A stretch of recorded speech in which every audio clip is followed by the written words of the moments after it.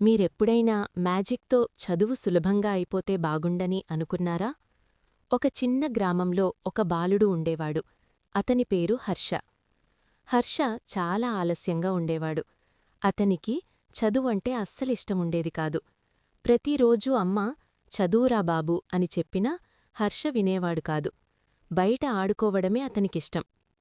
ఒకరోజు స్కూల్లో teacher homework చూసి కోపంగా మాట్లాడింది. ఇతర పిల్లలందరూ బాగా రాసి తీసుకొచ్చారు, కాని హర్ష మాత్రం ఖాళీగా వచ్చాడు. అలా రోజులు గడిచాయి. ఒకరోజు హర్ష స్కూల్ నుంచి ఇంటికి వస్తూ ఉండగా రహదారి పక్కన ఒక విచిత్రమైన పెన్సిల్ కనిపించింది. అది మ్యాజిక్ పెన్సిల్. హర్ష దాన్ని తీసుకుని ఇంటికి వెళ్ళి హోంవర్క్ రాయడానికి ప్రయత్నించాడు. ఆశ్చర్యంగా అతని ఏం రాసినా అది సరైన సమాధానం అవుతోంది. హర్ష చాలా సంతోషపడ్డాడు. ఇంక నాకు చదవాల్సిన అవసరం లేదు అనుకున్నాడు. రోజులు గడిచాయి. పరీక్షల సమయం వచ్చింది. హర్ష ఎప్పటిలాగే మ్యాజిక్ పెన్సిల్తో రాయడానికి ప్రయత్నించాడు. కాని ఈసారి పెన్సిల్ పనిచేయలేదు. హర్ష చాలా భయపడ్డాడు. ఏమీ రాయలేకపోయాడు. అప్పుడతనికి తన తప్పు అర్థమైంది. నేను నేర్చుకోకుండా మ్యాజిక్ మీద ఆధారపడ్డాను అని గ్రహించాడు.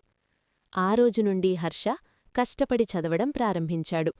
నెమ్మదిగా అతను మంచి మార్కులు తెచ్చుకున్నాడు. చివరికి అందరి ప్రశంసలు పొందాడు. నీతి: మ్యాజిక్ కంటే కష్టపడి చదవడం చాలా ముఖ్యం.